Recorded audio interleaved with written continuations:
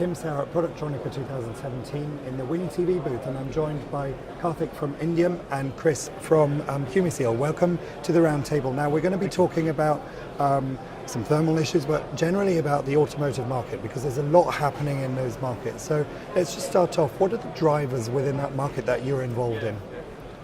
Generally the increase in electronics in the vehicle, which is huge. I think specifically we'd like to talk really or discuss with our friends at Indium about the lighting technology, which has really changed to, as you may have noticed, to LED, specifically headlamps, very high power LEDs. We're interested in the reliability, in really in the protection of the LEDs externally, over the protection over the lenses, etc.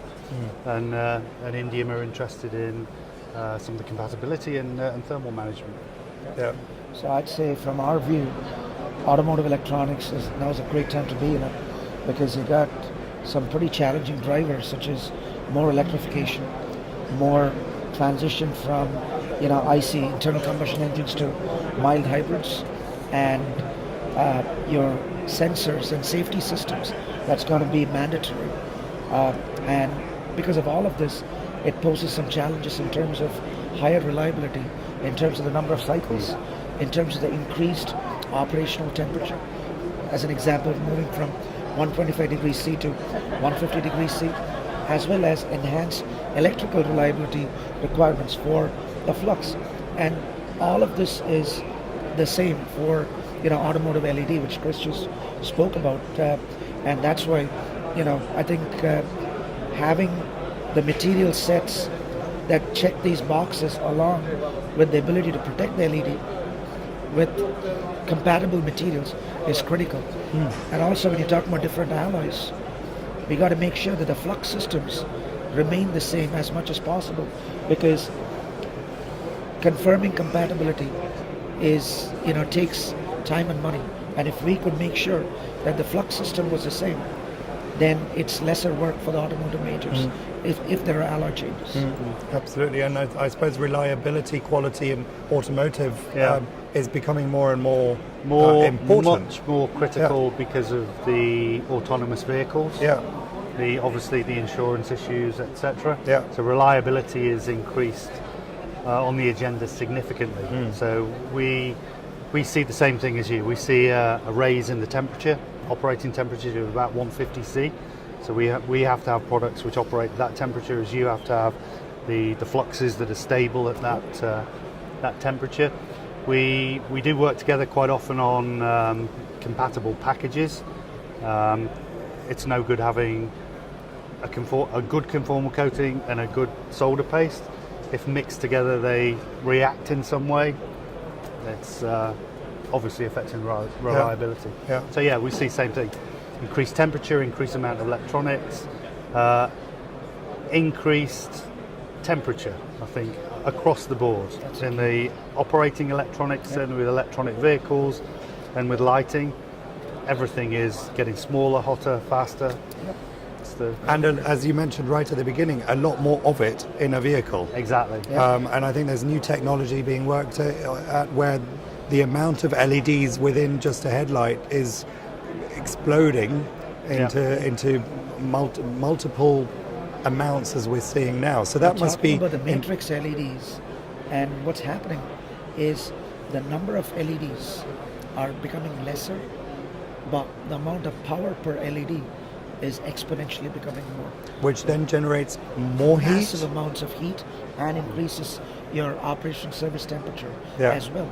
And it doesn't mean the number of LEDs per se need to come down, but for specific functions, if you could reduce the number of LEDs, then obviously you gain on cost, and that's a big deal.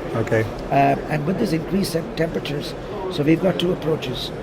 One is the alloy function, the other one is the flux function, and the alloy being more important. So as the operation temperature increases, the delta between your operation temperature and the melt point decreases. That's a problem for thermal cycling. So for higher service temperatures, you got to have a harder alloy. But if the alloy is too hard, it cracks during thermal cycling. So you need the right amount of ductility, and striking that compromise between hardness and ductility at an increased service temperature where you've got massive CTE mismatches.